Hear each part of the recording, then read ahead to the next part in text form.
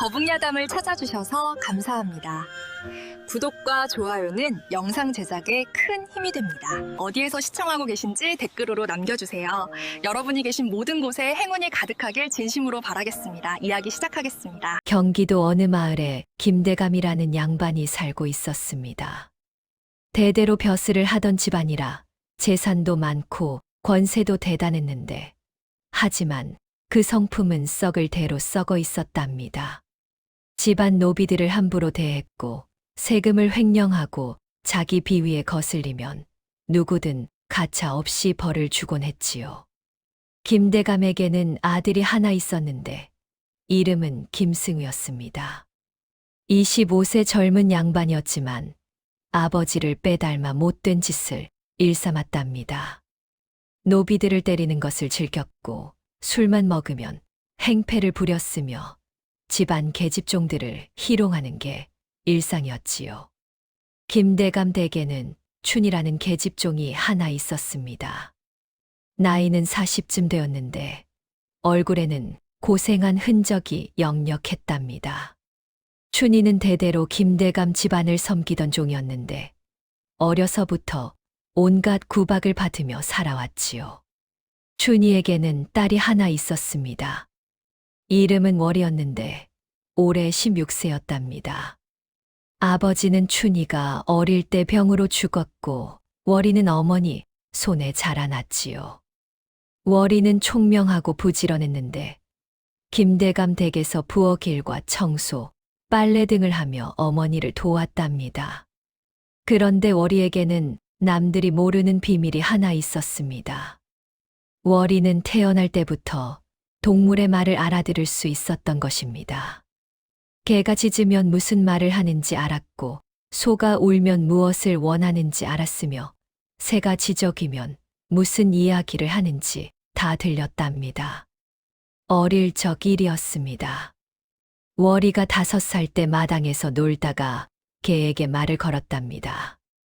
개가 꼬리를 흔들며 짖었는데 월이는 고개를 끄덕이며 뭔가 중얼거렸지요. 그 모습을 본 춘이는 딸이 혼자 노는가 보다 생각했습니다. 하지만 며칠 후에도 보름 후에도 월이는 계속 동물들을 보며 이야기를 나누는 것 같았답니다. 닭을 보며 고개를 끄덕이고 소를 보며 웃고 새를 보며 무언가 말하는 것 같았지요. 춘이는 점점 이상하다고 느꼈습니다. 어느 날 춘이가 월이를 불러 물었는데 월이는 순진하게 대답했답니다. 동물들이 하는 말이 들린다고요. 개가 배고프다고 해서 밥 달라고 했다고 말이지요. 춘이는 처음에는 믿지 않았습니다. 아이가 장난치는 거라고 생각했는데, 하지만 월이는 계속 똑같은 말을 했답니다. 개가 뭐라고 했는지, 소가 어디가 아프다고 했는지, 새들이 무슨 이야기를 나눴는지 자세하게 말했지요. 한 달쯤 지나자 춘이는 깨달았습니다. 딸이 정말로 동물의 말을 알아듣는다는 것을 말이지요. 어느 날 소가 다리를 절뚝거렸는데 월이가 소의 발에 가시가 박혔다고 말했답니다. 춘이가 확인해 보니 정말로 가시가 박혀 있었지요. 춘이는 월이를 안고 떨었습니다. 월이에게 특별한 능력이 있다는 걸 확신했는데, 하지만 이건 남들이 알면 안 되는 일이었답니다. 춘이는 월이를 방으로 데려가 조용히 말했지요. 월아, 엄마 말 잘 들어라. 내가 동물 말을 알아듣는 건 신기한 일이지만 절대로 남들한테 말하면 안 된다. 알겠느냐? 월이가 고개를 갸우뚱하며 물었습니다. 왜요? 춘이가 눈물을 글썽이며 대답했습니다. 우리는 천한 노비란다. 만약 대감께서 내가 이상한 능력이 있다는 걸 아시면 너와 엄마가 위험해질 수 있어. 그러니까 절대로 남들 앞에서는 동물하고 이야기하는 척하지 마라. 월이는 어머니의 심각한 표정을 보고 고개를 끄덕였습니다. 그날부터 월이는 더욱 조심했답니다. 동물의 말이 들려도 남들 앞에서는 대답하지 않았고 혼자 있을 때만 몰래 동물들과 대화를 나눴지요. 세월이 흘러 월이는 16세가 되었습니다. 키도 훌쩍 크고 몸매도 예뻐졌는데 김대감 댁에서 온갖 일을 하며 지냈답니다. 부엌에서 밥을 짓고 빨래를 하고 청소를 하고 온갖 힘든 일을 다 했지요. 하지만 월이는 불평하지 않았습니다. 어머니가 고생하는 모습을 보며 자랐기에 이 정도는 참을 수 있었답니다. 문제는 김대감과 그 아들 승우였습니다. 김대감은 춘희를 특히 못 살게 굴었는데 춘희가 조금만 실수를 해도 매질을 하고 밥을 굶겼답니다. 춘희는 늙어가면서 몸도 약해졌지만 김대감은 전혀 봐주지 않았지요. 승우도 마찬가지였는데 어머니를 괴롭히는 걸 보면 월이는 주먹을 쥐고 이를 악물곤 했답니다. 어느 날이었습니다. 춘희가 김대감의 옷을 빨다가 그만 실수로 찢어버렸습니다. 옷이 낡아서 빨다가 찢어진 것이었는데 김대감은 화를 냈답니다.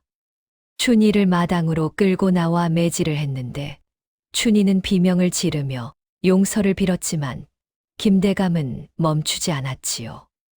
월이는 부엌에서 일하다가 어머니의 비명 소리를 듣고 달려왔습니다. 마당에서 어머니가 맞고 있는 모습을 보자 가슴이 찢어지는 것 같았는데 월이가 달려가려 했지만 다른 노비가 막아섰답니다. 가면 안 된다. 월이까지 맞을 거다. 월이는 주먹을 쥐고 이를 악물었습니다. 눈물이 주르륵 흘렀는데 아무것도 할 수 없는 자신이 한심했답니다. 매질이 끝나고 춘희는 쓰러졌습니다. 월이는 황급히 달려가 어머니를 부축했는데 춘희의 등에는 피가 배어 있었답니다. 어머니, 괜찮으세요? 춘희는 힘없이 웃으며 대답했습니다. 괜찮다 월아. 엄마는 괜찮아. 하지만 괜찮지 않았습니다. 춘희는 며칠 동안 일어나지 못했는데 등에 상처가 깊어서 움직일 수가 없었답니다. 월이는 어머니를 돌보며 마음속으로 다짐했지요. 언젠가는 김대감에게 복수하겠다고 어머니의 한을 풀어드리겠다고 말입니다. 하지만 월이는 그저 16세 계집종에 불과했습니다. 힘도 없고 돈도 없었는데 어떻게 대감에게 복수할 수 있을까요? 월이는 고민하다가 문득 깨달았답니다. 자기에게는 남들이 없는 특별한 능력이 있다는 것을 말이지요. 동물들과 이야기할 수 있다는 것을요. 그날 밤 월이는 외양간으로 갔습니다. 소 한 마리가 누워 있었는데 월이를 보고 고개를 들었답니다. 월이는 소에게 다가가 앉았지요. 소가 걱정스럽게 물었습니다. 월이야, 너 오늘도 힘들었구나. 어머니는 괜찮으시니? 월이는 한숨을 쉬며 대답했습니다. 어머니가 또 매를 맞으셨어요. 저는 아무것도 할 수 없고요. 소는 위로하듯 말했습니다. 너무 슬퍼하지 마라. 월이는 아직 어리지만 언젠가는 방법을 찾을 거야. 월이는 고개를 끄덕였습니다. 하지만 마음속으로는 생각했답니다. 자기에게 동물의 말을 알아듣는 능력이 있는데 이 능력을 써먹을 방법이 분명히 있을 거라고 말이지요. 월이는 마당에 개를 불렀습니다.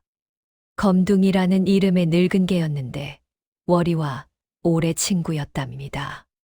검둥이가 꼬리를 흔들며 다가왔는데 월이는 조용히 부탁을 했지요. 앞으로 부탁하는 일들을 도와줄 수 있겠니? 다른 동물 친구들한테도 부탁해 줄 수 있겠어. 검둥이는 잠시 생각하더니 고개를 끄덕였습니다. 물론이야. 월이는 우리 친구니까 뭐든 도와주겠어. 월이는 웃으며 고맙다고 말했습니다. 그리고는 중얼거렸지요. 곧 김대감이 어떻게 되는지 두고 봐. 내가 가만두지 않을 거야. 그날 밤부터 월이는 계획을 세우기 시작했습니다. 김대감에게 복수하는 계획, 어머니의 한을 풀어드리는 계획을 말이지요. 그리고 그 계획에는 동물 친구들이 큰 역할을 할 것이었답니다. 월이는 며칠 동안 계획을 세웠습니다. 어머니를 괴롭힌 김대감에게 복수를 하려면 조심스럽게 해야 했는데 절대로 자기가 범인이라는 걸 들키면 안 되었답니다. 월이는 동물들과 하나씩 이야기를 나누며 준비를 시작했지요. 첫 번째 복수, 달들의 반란. 먼저 월이는 달들을 만났습니다. 김대감 댁에는 닭이 20마리쯤 있었는데 보통 날마다 10개 정도의 알을 낳곤 했답니다. 월이는 밤에 달장으로 가서 달들에게 부탁했지요. 며칠 동안 알을 낳지 말아 달라고, 아니면 알을 숨겨 달라고 했답니다. 달들은 의아해했지만 월이가 평소에 먹이를 잘 챙겨주고 친절했던 걸 기억하며 고개를 끄덕였습니다. 다음 날부터 달들은 알을 거의 낳지 않았는데 낳더라도 한두 개뿐이었답니다. 이틀 후 부엌에서 난리가 났습니다. 부엌 계집종이 황급히 김대감에게 달려가 보고했는데 월이는 멀리서 그 소리를 들을 수 있었답니다. 대감마님께 아뢰옵니다. 큰일 났사옵니다. 달들이 알을 낳지 않사옵니다. 김대감이 놀라서 물었습니다. 뭐, 알을 안 낳는다고 달들이 병이라도 든 게냐? 부엌 계집종이 고개를 숙이며 대답했습니다. 아니옵니다, 마님. 달들은 멀쩡해 보이는데 알만 낳지 않사옵니다. 김대감은 직접 달장으로 가서 확인했습니다. 달들은 멀쩡해 보였는데 병든 것 같지도 않았고 먹이도 잘 먹고 있었답니다. 하지만 알은 낳지 않았지요. 김대감은 어이가 없다는 표정을 지으며 중얼거렸습니다. 이상한 일이로군. 닭이 갑자기 왜 이러는 거냐? 월이는 멀리서 이 광경을 지켜보며 속으로 웃었습니다. 계획이 잘 진행되고 있었는데 김대감은 아직 아무것도 눈치채지 못하고 있었답니다. 일주일이 지나자 김대감은 새 닭을 사오라고 명령했습니다. 하인들이 장에 가서 닭 몇 마리를 사왔는데 하지만 새로운 닭들도 마찬가지였답니다. 월이가 새 닭들에게도 부탁을 했기 때문이지요. 김대감은 점점 짜증이 났습니다. 어느 날 저녁 김대감은 무당을 불러왔는데 집안에 무슨 저주라도 걸린 게 아니냐고 물었답니다. 무당은 북을 치고 굿을 하며 귀신을 쫓는다고 했지요. 월이는 마당 한 구석에서 그 모습을 지켜봤습니다. 무당이 춤을 추고 소리를 지르는 모습이 우스웠는데 귀신 때문이 아니라 월이 때문인 줄도 모르고 말이지요. 두 번째 복수, 소들의 파업. 다음은 소 차례였습니다. 김대감 댁에는 소가 3마리 있었는데 밭을 갈고 수레를 끄는 중요한 일을 했답니다. 월이는 밤에 외양간으로 가서 소들에게 부탁했지요. 며칠 동안 일을 하지 말아 달라고, 아무리 때려도 움직이지 말아 달라고 했답니다. 소들은 난처했지만 월이가 평소에 잘 대해 준 걸 생각하며 알겠다고 대답했습니다. 다음 날 아침 하인들이 소를 끌고 밭으로 갔는데 소가 움직이지 않았답니다. 하인이 채찍으로 때려도 소리를 질러도 소는 꿈쩍도 하지 않았지요. 하인들이 소 주변을 맴돌며 당황스러워했습니다. 한 하인이 다른 하인에게 말했지요. 이놈의 소가 왜 이러는 게야? 어제까지만 해도 멀쩡했는데. 다른 하인도 고개를 저으며 대답했습니다. 병든 것 같지도 않은데 그냥 고집을 부리는 것 같네. 하인들은 김대감에게 보고했습니다. 김대감이 직접 외양간으로 왔는데 소를 보니 멀쩡해 보였답니다. 김대감은 직접 채찍을 들고 소를 때렸지만 소는 움직이지 않았지요. 김대감이 소리쳤습니다. 이게 무슨 일이냐? 닭도 이상하고 이제 소까지 말을 안 듣다니. 김대감은 화가 머리끝까지 치밀었습니다. 집안에 무슨 큰 애군이라도 낀 것 같았는데 도무지 이해할 수가 없었답니다. 세 번째 복수 까마귀 떼의 습격. 2달이 지났습니다. 김대감 댁은 계속 이상한 일들로 시끄러웠는데 닭들은 여전히 알을 낳지 않았고 소들은 일을 하지 않았답니다. 김대감은 무당을 3번이나 불러왔지만 아무 소용이 없었고 집안 분위기는 점점 더 어두워졌지요. 그런데 어느 날 김대감 댁에 큰 손님이 찾아온다는 소식이 들렸습니다. 한양에서 온 높은 양반이 김대감을 만나러 온다는 것이었는데 김참판이라는 분이었답니다. 김대감은 며칠 전부터 집안을 정리하고 음식을 준비하며 분주했는데 하인들을 닥달하며 한치의 실수도 없게 하라고 소리를 질렀지요. 월이는 이 기회를 놓치지 않았습니다. 밤에 마당에 까마귀들을 불러 모았는데 까마귀들이 월이의 부름을 듣고 모여들었답니다. 월이는 까마귀들에게 조용히 부탁했지요. 내일 큰 손님이 오는데 마당에 모여서 시끄럽게 울어달라고.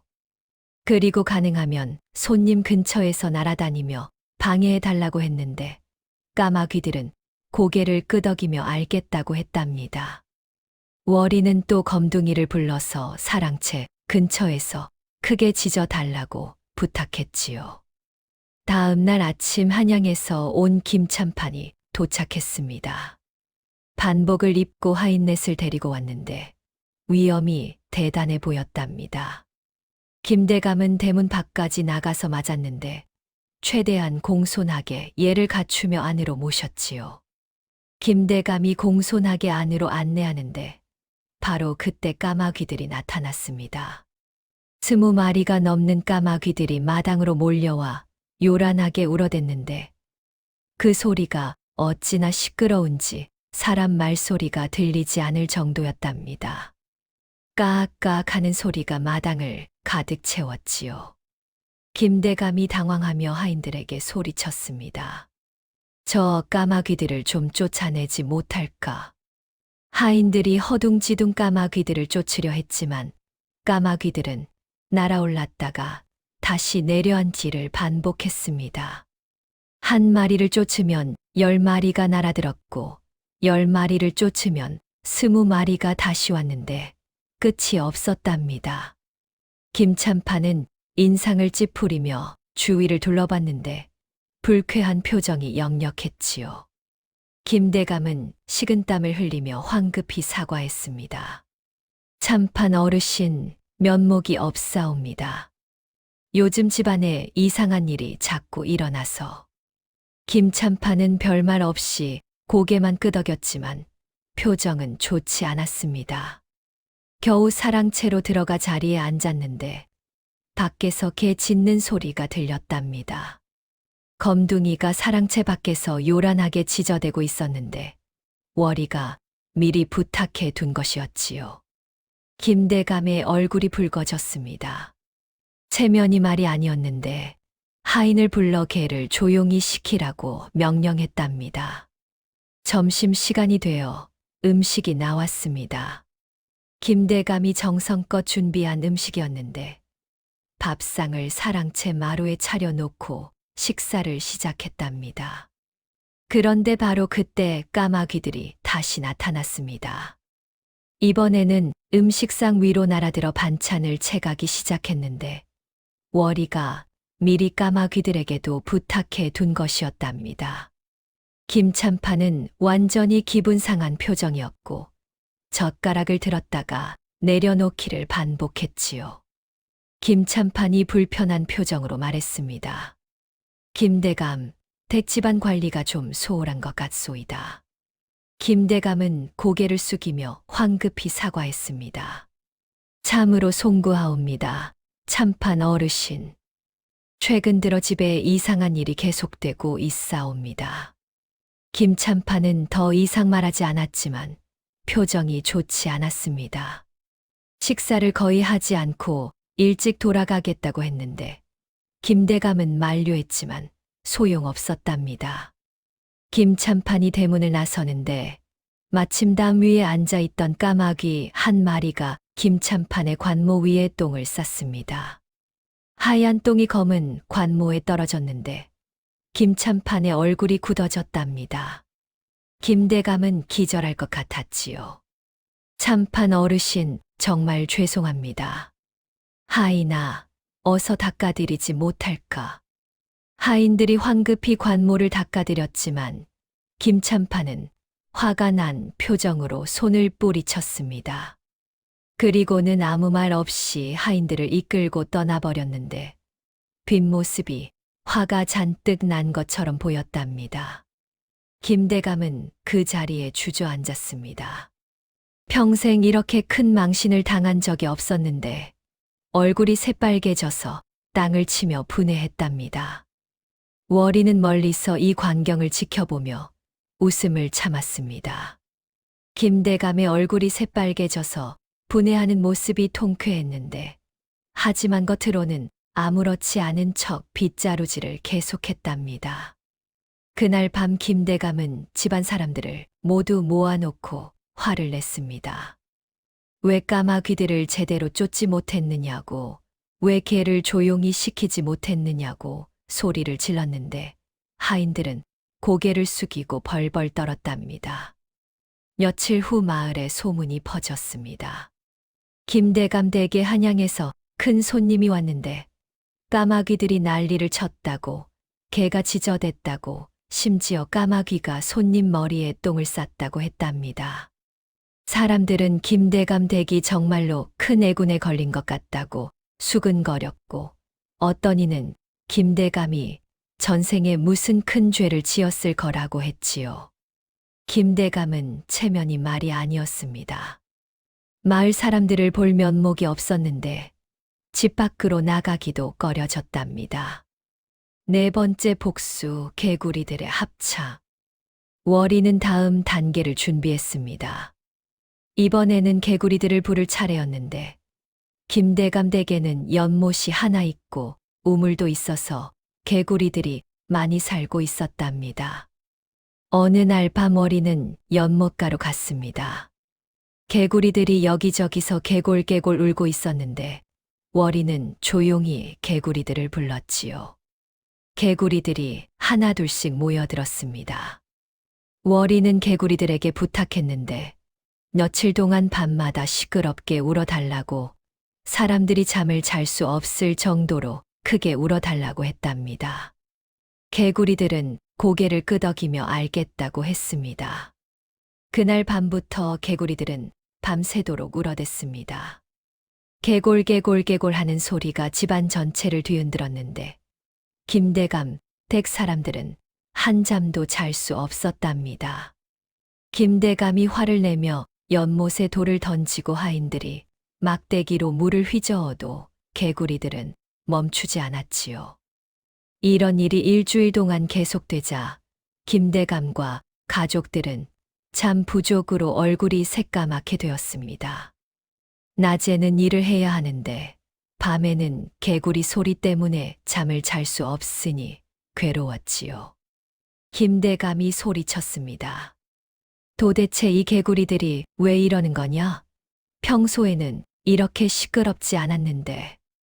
하지만 아무도 대답할 수 없었답니다.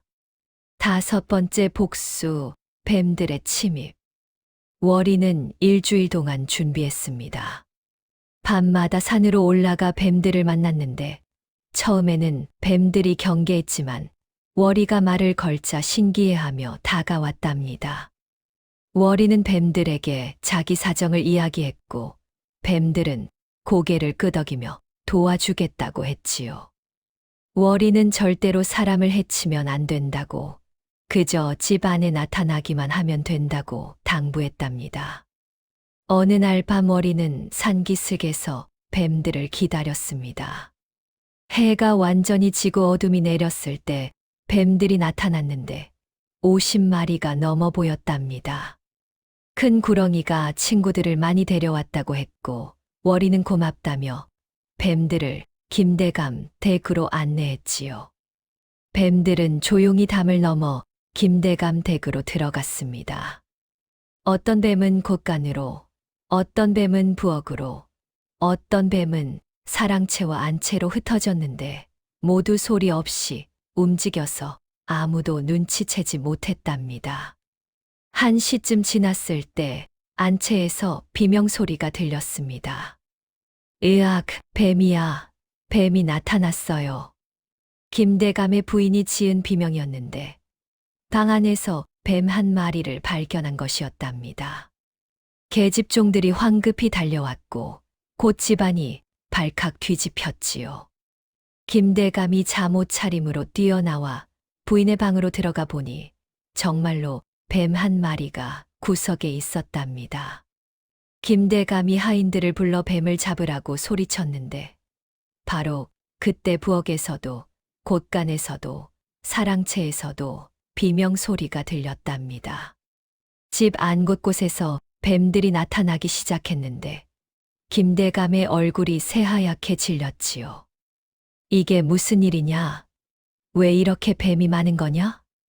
하인들이 허둥지둥 뱀을 쫓아다녔지만 한 마리를 쫓으면 다른 곳에서 또 나타났고 집 안 곳곳에서 뱀들이 발견되었는데 끝이 없어 보였답니다. 승우도 자기 방에서 뱀을 발견하고는 소리를 지르며 밖으로 뛰쳐나왔지요. 월이는 자기 방에서 나와 소란스러운 마당을 바라봤습니다. 다른 노비들도 나와 있었는데 모두 겁에 질린 표정이었고 월이는 겉으로는 놀란 척했지만 속으로는 웃고 있었답니다. 한밤중까지 소란이 계속되었습니다. 하인들이 겨우 뱀 몇 마리를 잡았지만 여전히 집 안 곳곳에서 뱀들이 나타났는데 김대감은 결국 사람들을 마당에 모았답니다. 사람들은 마당에 자리를 펴고 누웠지만 아무도 잠을 잘 수 없었고 김대감도 한숨도 자지 못하고 뒤척였지요. 다음 날 아침 김대감은 마을에 포수들을 불러왔습니다. 포수들이 집안을 샅샅이 뒤지고 뱀 몇 마리를 더 잡았지만 여전히 뱀들이 숨어 있는 것 같았는데 포수 하나가 고개를 갸우뚱하며 이상한 일이라고 중얼거렸답니다. 그날 밤도 뱀들이 나타났습니다. 월이가 미리 뱀들에게 며칠 동안 계속 오라고 부탁해 뒀기 때문이었는데 김대감, 댁 사람들은 공포에 떨며 또 한 번 마당에서 밤을 새웠지요. 이틀째 되는 날 김대감의 부인이 쓰러져 친정집으로 갔고 승우도 친구 집으로 피신했습니다.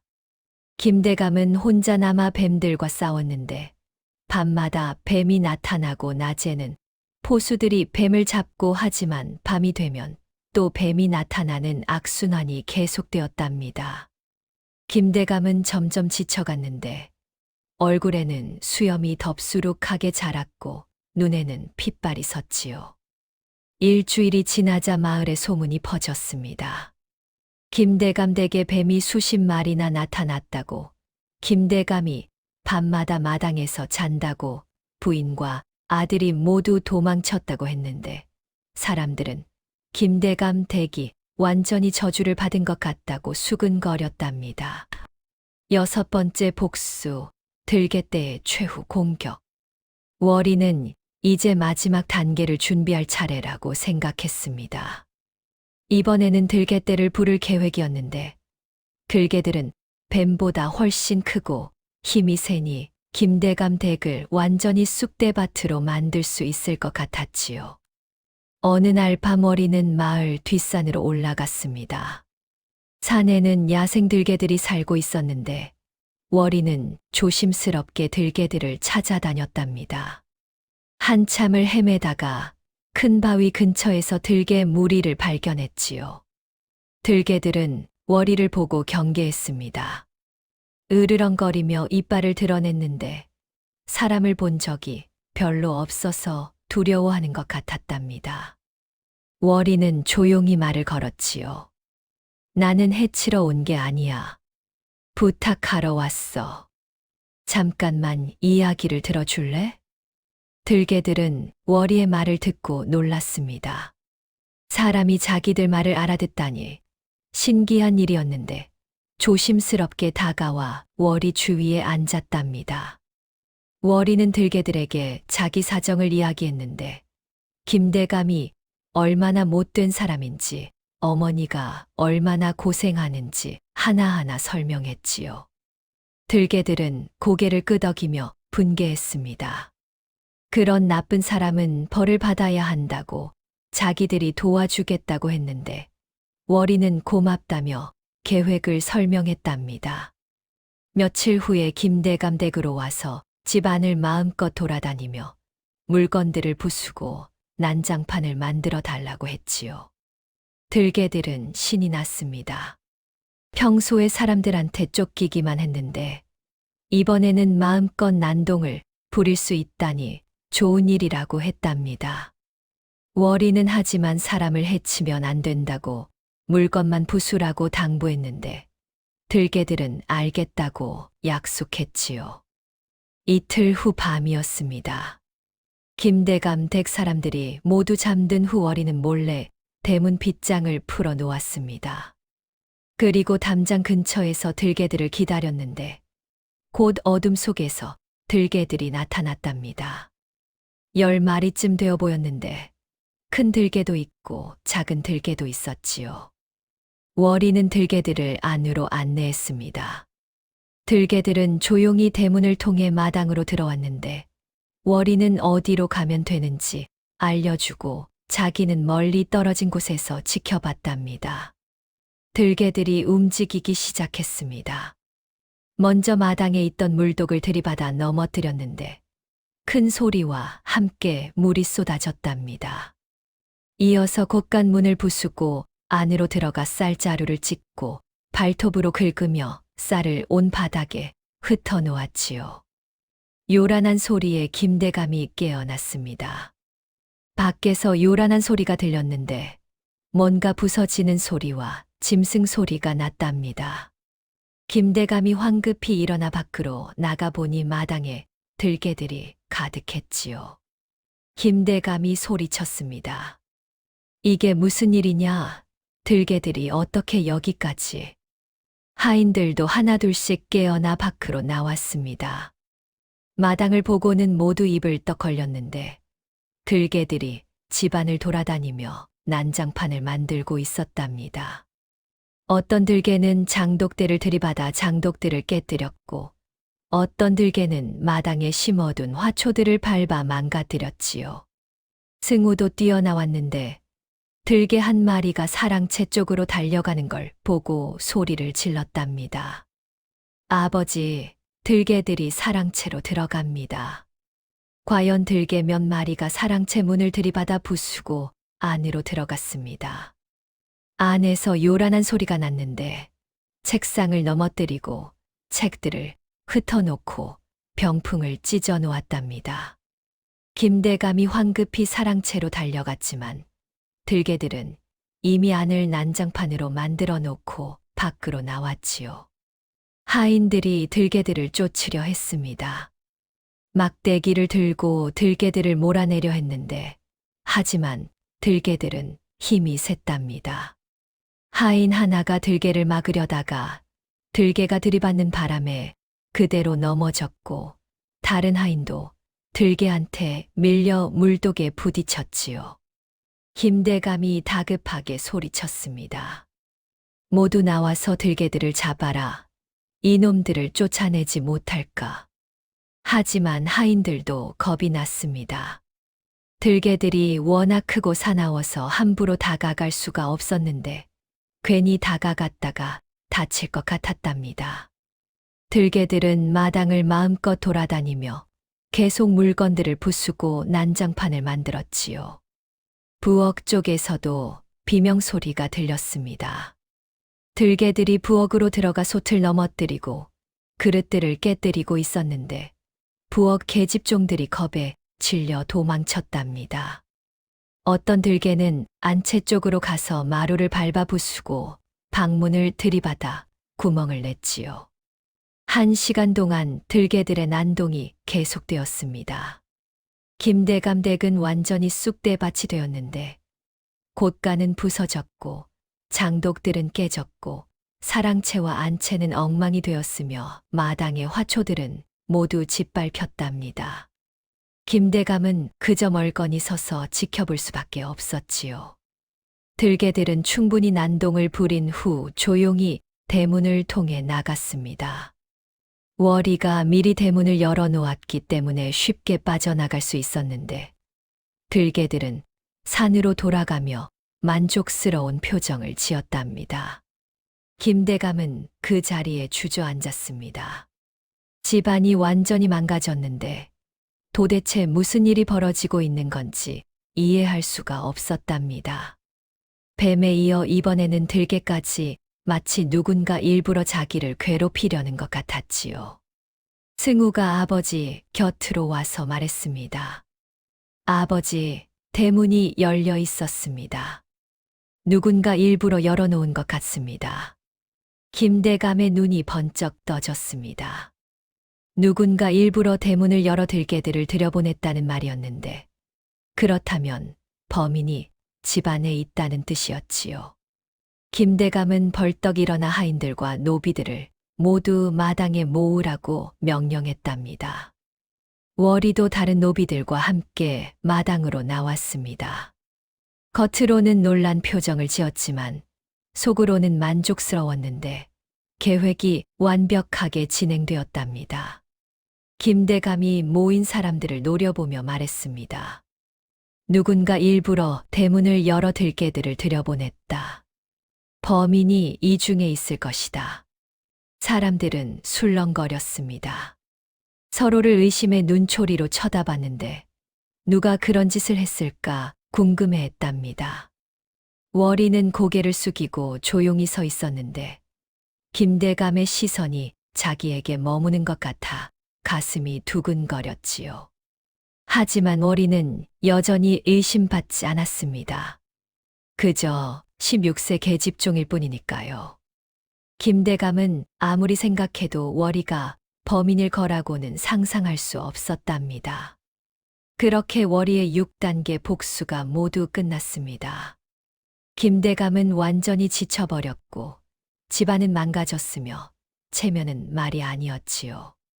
하지만 월이의 진짜 복수는 이제부터 시작될 것이었답니다. 월이는 6단계에 걸친 복수가 끝나고 나서도 멈추지 않았습니다. 이제는 김대감을 완전히 무너뜨릴 차례였는데 단순히 괴롭히는 것만으로는 부족했지요. 진짜 벌을 받게 해야 했답니다. 월이는 밤에 까마귀들을 불렀습니다. 까마귀들이 월이의 부름을 듣고 모여들었는데 이미 김참판 접대 때 큰 활약을 했던 친구들이었지요. 월이는 까마귀들에게 조용히 부탁했습니다. 김대감의 사랑채를 샅샅이 뒤져서 문서나 장부 같은 게 있으면 알려달라고, 특히 숨겨둔 물건이 있는지 찾아달라고 했지요. 까마귀들은 고개를 끄덕이고 사랑채로 향했습니다. 까마귀들은 작은 틈새로 어디든 들어갈 수 있었는데 창문 틈도 들어가고 처마 밑도 들어가며 구석구석을 살폈답니다. 이틀 후 까마귀 한 마리가 월이에게 왔습니다. 사랑채 마루 밑에 숨겨진 상자가 있다고, 그 안에 문서들이 가득하다고 알려줬는데 월이는 눈이 반짝였답니다. 그게 바로 김대감의 비리 증거라고 생각했지요. 월이는 다른 까마귀들도 불렀습니다. 까마귀들이 모여들자 월이는 부탁했는데 마을과 읍내를 돌아다니며 김대감에 대한 소문을 듣고 오라고, 특히 김대감이 나쁜 짓을 했다는 이야기가 있으면 자세히 들어오라고 했지요. 까마귀들은 나날이 이곳저곳을 돌아다녔습니다.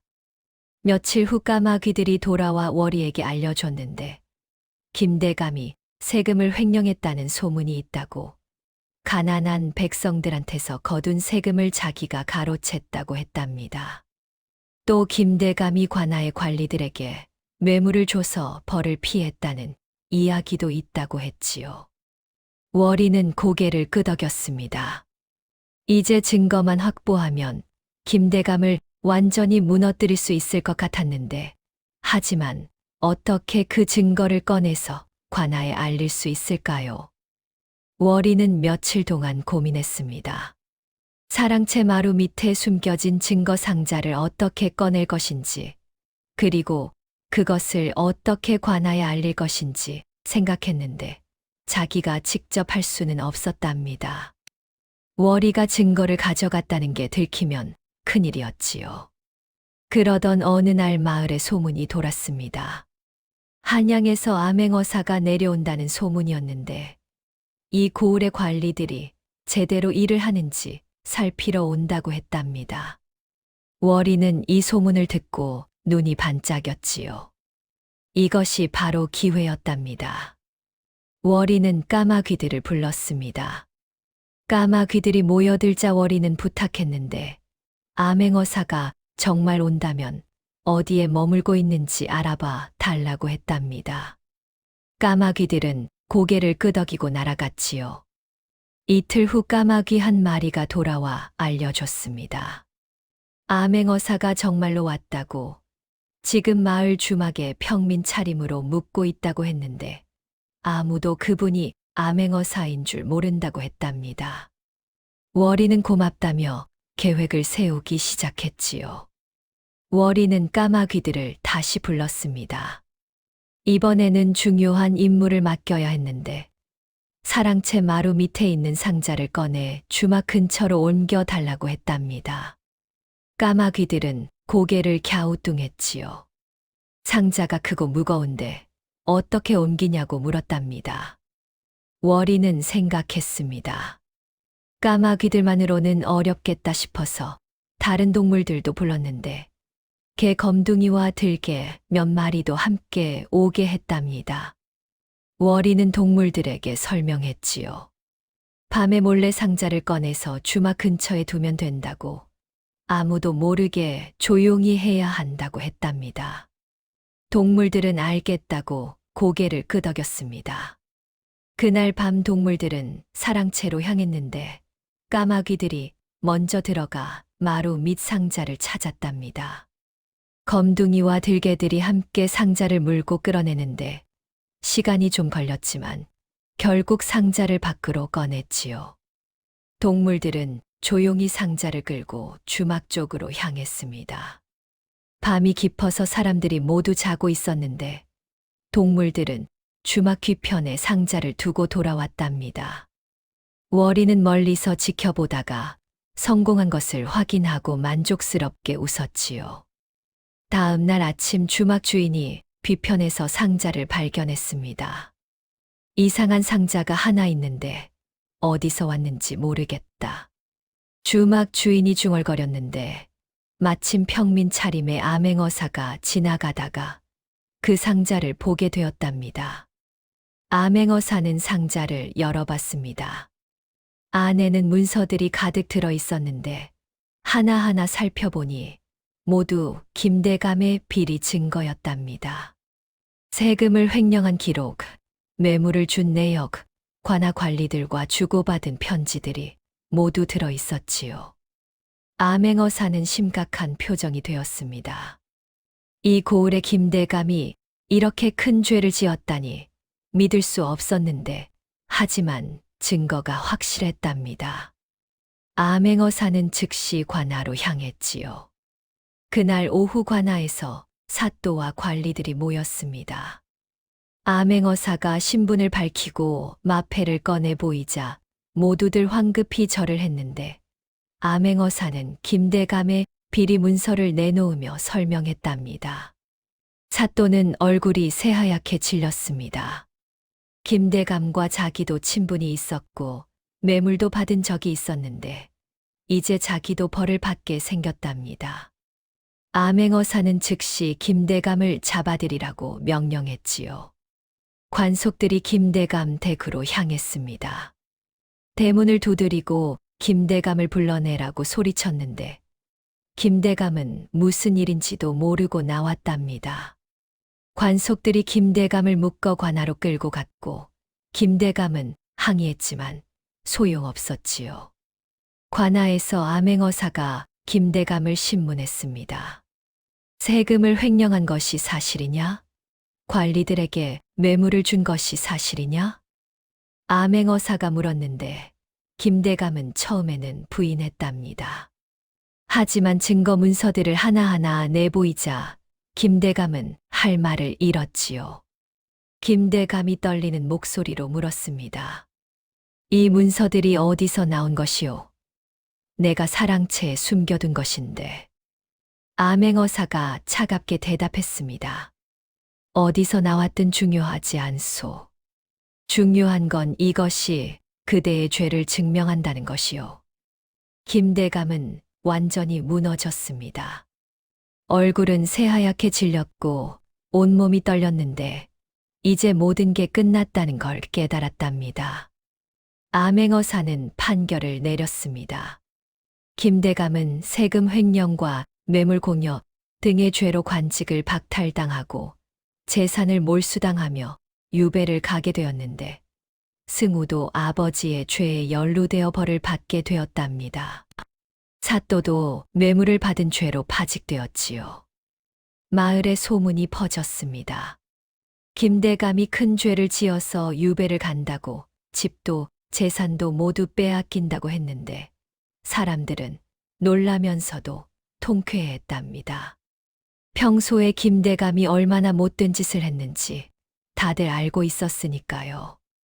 암행어사는 김대감 댁 노비들을 모두 불렀습니다. 김대감이 벌을 받았으니 노비들은 모두 양인 신분으로 풀려난다고 선언했는데 노비들은 믿을 수 없다는 표정을 지었답니다. 평생 종으로 살았는데 이제 자유의 몸이 된다는 게 꿈만 같았지요. 월이도 다른 노비들과 함께 양인이 되었습니다. 월이는 눈물을 흘리며 어머니에게 달려갔는데 춘희는 아직 몸이 약했지만 딸의 손을 잡고 기뻐했답니다. 월아, 우리가 정말 자유가 되었구나. 이제 김대감을 섬기지 않아도 되는구나. 월이는 고개를 끄덕이며 웃었습니다. 어머니의 한을 풀어드렸다는 생각에 가슴이 뿌듯했는데 모든 게 동물 친구들 덕분이었답니다. 그날 밤 월이는 산으로 올라가 동물들을 만났습니다. 까마귀들, 뱀들, 들개들, 개구리들 모두 모여들었는데 월이는 동물들에게 진심으로 감사 인사를 했답니다. 고마워, 친구들아. 너희들 덕분에 어머니와 나, 그리고 다른 노비들이 모두 자유가 되었어. 동물들은 꼬리를 흔들고 날개를 펄럭이며 기뻐했습니다. 자기들이 월이를 도울 수 있어서 행복하다고 언제든 필요하면 또 도와주겠다고 했는데 월이는 눈물을 글썽이며 동물들을 하나하나 쓰다듬어 줬답니다. 월이는 마을로 돌아왔습니다. 이제 새로운 삶이 시작될 것이었는데 김대감 댁은 곧 다른 주인에게 넘어갈 것이고 월이와 춘희는 다른 곳에서 살게 될 것이었답니다. 하지만 월이는 두렵지 않았지요. 어머니와 함께 자유롭게 살 수 있다는 게 가장 중요했답니다. 한 달이 지났습니다. 김대감은 먼 섬으로 유배를 떠났고 승우도 아버지를 따라갔답니다. 김대감 댁의 큰 기와집은 관아에서 몰수했는데 곧 다른 양반에게 팔릴 예정이었지요. 노비들은 모두 양인이 되어 뿔뿔이 흩어졌답니다. 월이와 춘희는 마을에 작은 집을 얻어 살기 시작했습니다. 암행어사가 김대감 댁 재산을 몰수하면서 노비들에게 약간의 돈을 나눠줬는데 그 돈으로 작은 집을 얻고 농사를 지을 땅도 조금 샀답니다. 많지는 않았지만 두 사람이 살기에는 충분했지요. 춘희는 월이 덕분에 자유가 되었다고 고마워했습니다. 비록 월이가 어떻게 한 건지 정확히는 몰랐지만 딸이 뭔가 대단한 일을 해낸 것 같다고 느꼈는데 월이는 그저 웃으며 아무 말도 하지 않았답니다. 춘희의 몸도 점점 나아졌습니다. 더 이상 김대감 밑에서 고된 일을 하지 않아도 되니 기력이 돌아왔는데 얼굴에도 생기가 돌고 웃음도 많아졌답니다. 월이는 어머니의 그런 모습을 보며 행복했지요. 어느 날 월이는 밭을 가꾸다가 쉬고 있었습니다. 하늘을 보니 까마귀들이 날아다니고 있었는데 월이는 작은 목소리로 까마귀들에게 말을 걸었답니다. 잘 지내니, 친구들아? 까마귀들이 까악까악 울며 대답했습니다. 잘 지낸다고 월이도 행복해 보여서 기쁘다고 했는데 월이는 웃으며 고맙다고 말했지요. 밭 한쪽에서는 검둥이가 꼬리를 흔들며 다가왔습니다. 김대감 댁에서 기르던 개였는데 월이가 데려와 함께 살게 되었답니다. 검둥이는 월이 곁에 앉으며 말했습니다. 행복하다. 이제 매 맞을 일도 없고 월이와 함께 있어서 좋아. 월이는 검둥이의 머리를 쓰다듬으며 웃었습니다. 나도 행복해. 함께 있어 줘서 고마워. 검둥이는 꼬리를 더욱 세차게 흔들었답니다. 밤이 깊어지자 월이는 밖으로 나갔습니다. 마당에 앉아 하늘을 바라보니 별이 총총히 빛나고 있었는데 월이는 평화로운 마음으로 밤하늘을 감상했답니다. 어디선가 부엉이 울음소리가 들렸습니다.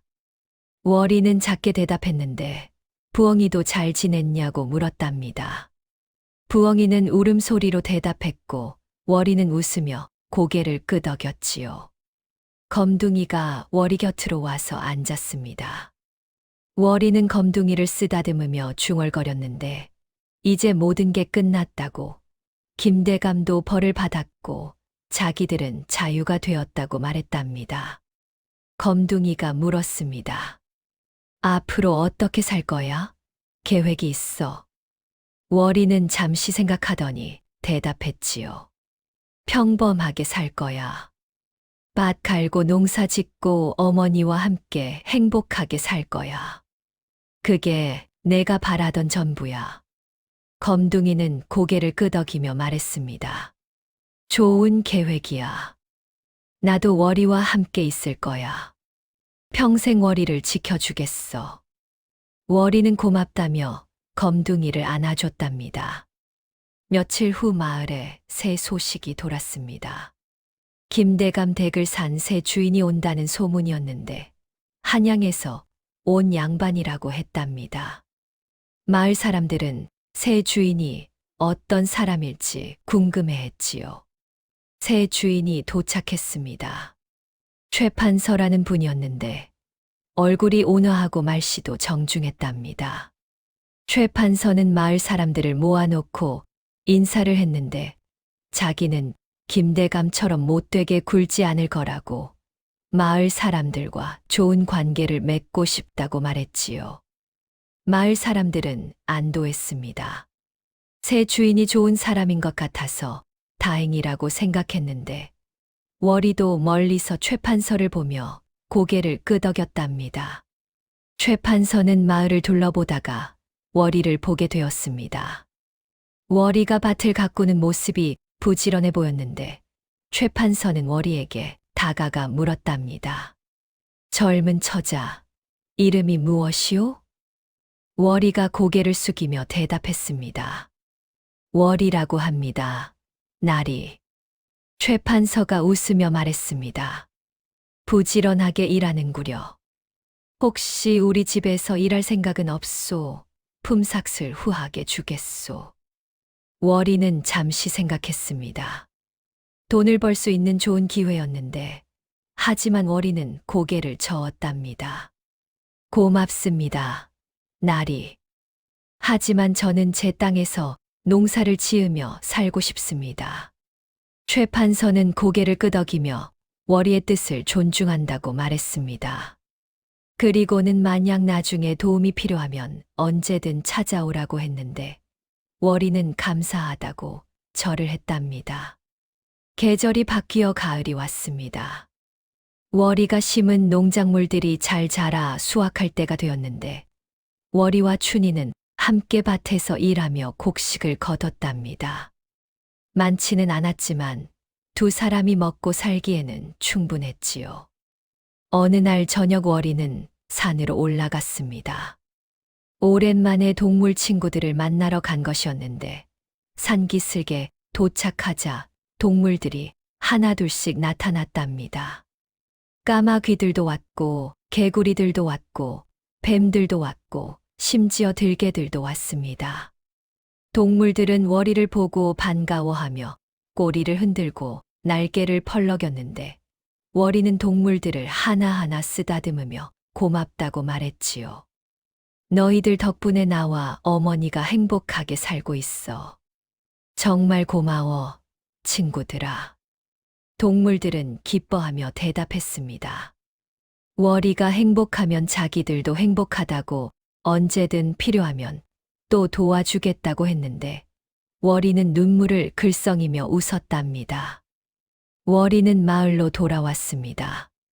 집에 도착하니 춘희가 대문 앞에서 기다리고 있었는데 월이를 보고 웃으며 저녁 먹으러 들어오라고 했답니다. 월이와 춘희는 함께 저녁을 먹었습니다. 밥을 먹으며 오늘 있었던 일들을 이야기하고 내일 할 일들을 계획하고 그렇게 평범하지만 행복한 시간을 보냈는데 월이는 이런 삶이 정말 소중하다고 느꼈답니다. 그날 밤 월이는 잠자리에 들기 전에 창밖을 바라봤습니다. 달이 밝게 빛나고 있었고 별들도 반짝이고 있었는데 월이는 조용히 중얼거렸지요. 고맙습니다. 모든 게 잘 되어서. 그렇게 월이와 춘희는 자유롭고 행복하게 살았습니다. 세월이 흘러도 월이는 동물들과의 우정을 잊지 않았습니다. 때로 산으로 올라가 동물 친구들을 만났고 동물들도 가끔 월이를 찾아왔는데 그렇게 월이와 동물들은 평생 친구로 지냈답니다. 그리고 마을에는 오래도록 이야기가 전해졌습니다. 동물들의 말을 알아듣는 소녀가 악한 양반을 벌주고 자유를 얻었다는 이야기가 말이지요. 옛말에 인광보라는 말이 있지 않습니까? 악한 일을 하면 반드시 그 대가를 치르게 되고 선한 일을 하면 언젠가 복을 받게 되는 법이랍니다. 김대감은 평생 노비들을 괴롭히고 백성들을 착취했으니 결국 큰 벌을 받았고 월이는 어머니를 위해 힘쓰고 동물들과 우정을 나눴으니 자유와 행복을 얻었지요. 이 이야기를 듣는 이들도 남에게 선한 일을 많이 베풀고 약한 이들을 괴롭히지 말며 모든 생명을 소중히 여기며 살아간다면 언젠가 좋은 날이 올 것이랍니다.